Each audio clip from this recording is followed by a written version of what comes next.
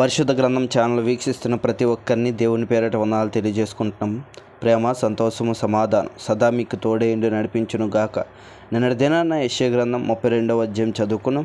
ఈరోజు యెషయా గ్రంథం 33వ అధ్యాయం చదువుకున్నాం.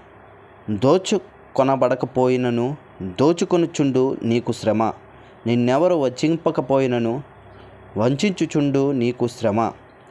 నీవు దోచుకొనుట మానిన తరువాత నీవు దోచుకొనబడెదవు. నీవు వంచించుట ముగించిన తర్వాత జనులు నిన్ను వంచెదరు. యెహోవా నీ కొరకు కనిపెట్టుచున్నాము, మా యందు కరుణించుము. ఉదయకాలమున వారికి బహుగాను ఆపత్కాలమున మాకు రక్షణాధారముగాను ఉండుము. మహాఘోషణ విని జనులు పారిపోవును. నీవు లేచుటతోనే అన్ని జనులు చెదిరిపోవుదురు. చీడ పురుగులు కొట్టివేయునట్లు మీ సొమ్ము దోచబడును. మిడతలు ఎగిరిపడినట్లు శత్రువులు దాని మీద పడుదురు. యెహోవా మహాఘనత నొందియున్నాడు. ఆయన ఉన్నత స్థలమున నివసించుచు న్యాయముతోనూ నీతితోనూ సియోనును నింపెను. నీ కాలములో నియమింపబడినది స్థిరముగా నుండును. రక్షణ బాహుళ్యమును బుద్ధి జ్ఞానముల సమృద్ధియు కలుగును. యెహోవా భయము వారికి ఐశ్వర్యము. వారి శూరులు బయట రోదనము చేయుచున్నారు. సమాధాన రాయబారులు ఘోరముగా ఏడ్చుచున్నారు. రాజమార్గములు పాడైపోయెను, త్రోవను నడుచువారు లేకపోయిరి. అసురు నిబంధన మీరెను, పట్టణములను అవమానపరిచెను, నరులను తృణీకరించెను. దేశము దుఃఖించి క్షీణించుచున్నది. లెబనోను సిగ్గుపడి వాడిపోవచ్చున్నది.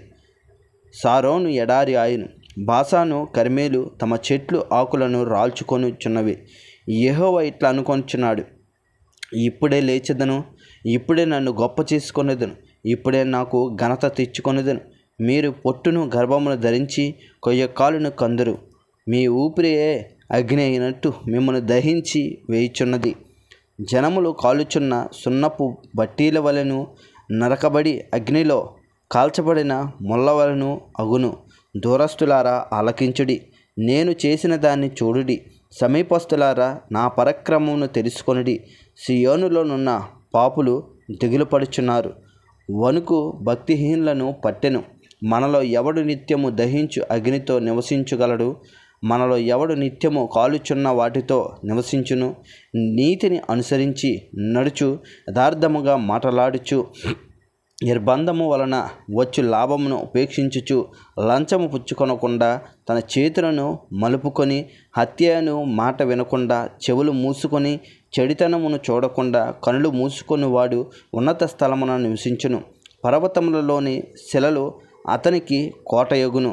తప్పక అతనికి ఆహారము దొరుకును. అతని నీళ్ళు అతనికి శాశ్వతముగా ఉండును. అలంకరింపబడిన రాజును నీవు కనులారా చూచెదవు.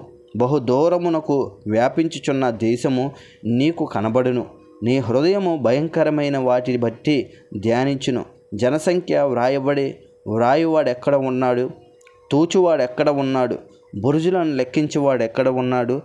నగరకము లేక జనమును గ్రహింపలేని గంభీర భాషయు, నీకు తెలియని అన్ని భాషయు పలుకును. ఆ జనమును నీవికను చూడవు. ఉత్సవ కాలములో మనము కూడుకొనుచున్నాము. సియోను పట్టణము చూడుము, నిమ్మలమైన కాపురముగాను తీయబడని గుడారముగాను నీ కనులు యెరూషలేమును చూచును. దాని మేకులెన్నడూను ఊడదీయబడవు, దాని త్రాళ్లలో ఒకటైనను తెగదు. అచట యెహోవా ప్రభావం గలవాడే మన పక్షము నుండును. అది విశాలమైన నదులను కాలువలను ఉన్నత స్థలములుగా ఉండును. అందులో తెడ్లు ఓడ ఏదియు నడవదు, గొప్ప ఓడ అక్కడికి రాదు. యెహోవా మనకు న్యాయాధిపతి, యెహోవా మన శాసనకర్త, యెహోవా మన రాజు. ఆయన మనలను రక్షించును. నీ ఓడత్రాళ్ళు వదిలిపోవును. వాడవారు తమ కొయ్య అడుగును దిట్టపరచురు, చాపను విప్పి పట్టరు. కాగా విస్తారమైన దోపుడు సొమ్ము విభజింపబడును. కుంటెవారే దోపుడు సొమ్ము పంచుకొందురు. నాకు దేహంలో బాగులేదని అందులో నివసించు వాడెవడను అనడు. దానిలో నివసించు జనులు దోషమును పరిహరింపబడును. ఇంతటితో యెషయా గ్రంథం 33వ అధ్యాయం పూర్తయింది. రేపటి దినాన యెషయా గ్రంథం 34వ అధ్యాయం చదువుకుందాం. ప్రేమ, సంతోషము, సమాధానం సదా మీకు తోడేండి నడిపించును గాక. ఆమేన్.